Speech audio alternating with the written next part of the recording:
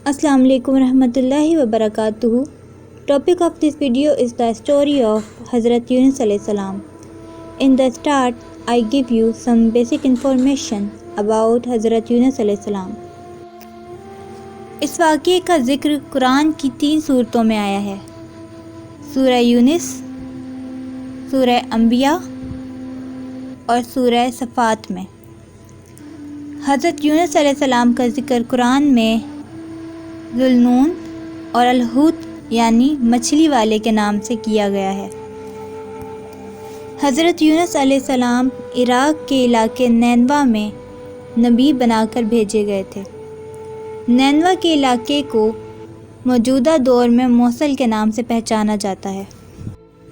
अब चलते हैं स्टोरी की तरफ। ये दौर अशूरियों की हुकूमत का था, जिन्होंने 1 लाख बनी इसराइलियों को कैदी बनाया हुआ था।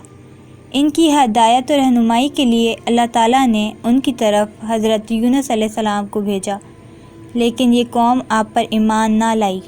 हज़रत यूनुस अलैहिस्सलाम ने कौम को राह रास्त पर लाने के लिए बहुत कोशिश की, लेकिन कौम ना मानी। बिलाखिर आपने अपनी कौम को अल्लाह के अज़ाब से डराया कि अनकरीब तुम अज़ाब इलाही की गिरफ्त में आ जाओगे, और धमकी देकर खुद वहाँ से निकल गए।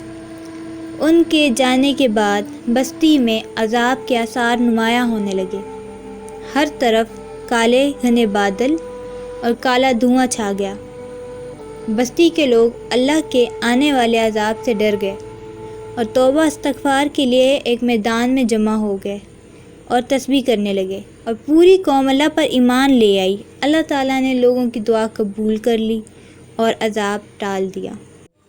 हज़रत यूनुस अलैहिस्सलाम अपनी कौम का हाल आने जाने वाले मुसाफिरों से पूछते रहे, तो पता चला कि कोई अज़ाब नहीं आया।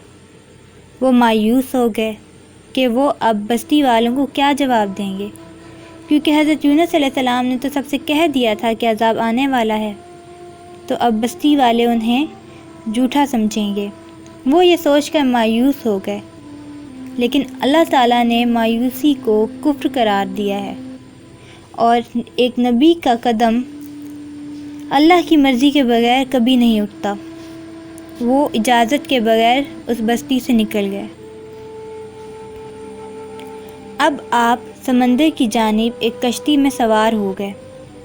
कश्ती सवारों और सामान से भरी हुई थी।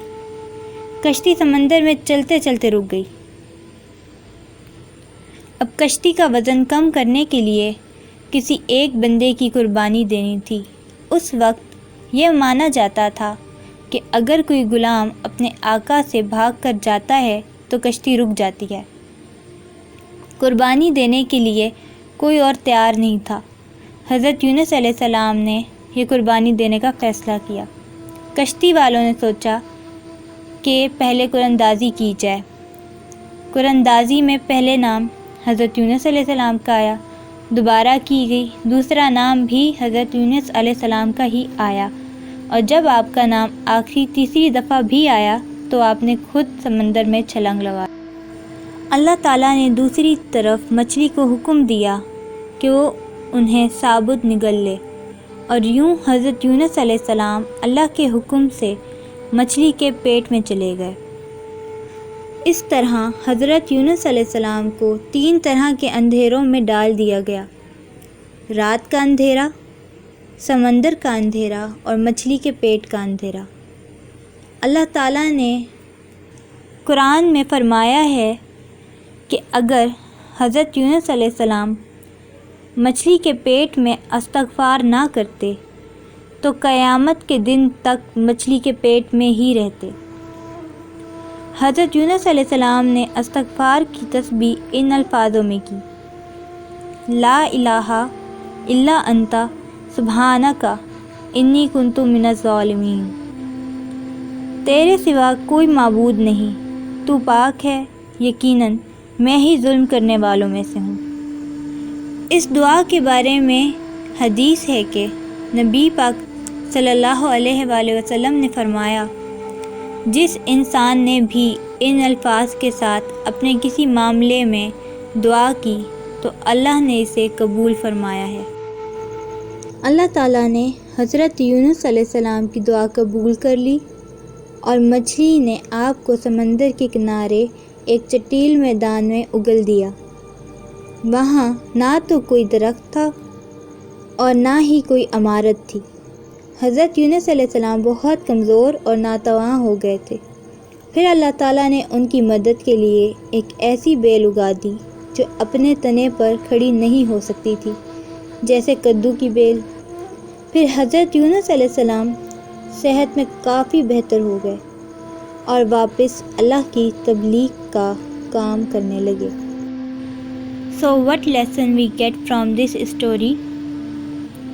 اللہ تعالیٰ اپنے عزیز بندوں پر آزمائشیں ڈالتا ہے، اور جب وہ بندہ آزمائش میں کامیاب ہو جاتا ہے تو اسے دین اور دنیا کی کامیابی مل جاتی ہے۔ ہمیں اپنی دنیا کے ساتھ ساتھ دین اور آخرت کو بھی سنوارنا ہے، ورنہ نہ دین کے رہیں گے، نہ دنیا کے اور نہ ہی آخرت کے۔ اپنا وقت اور دل دین کے کاموں میں لگائیں اور اپنی آخرت کمائیں۔ شکریہ۔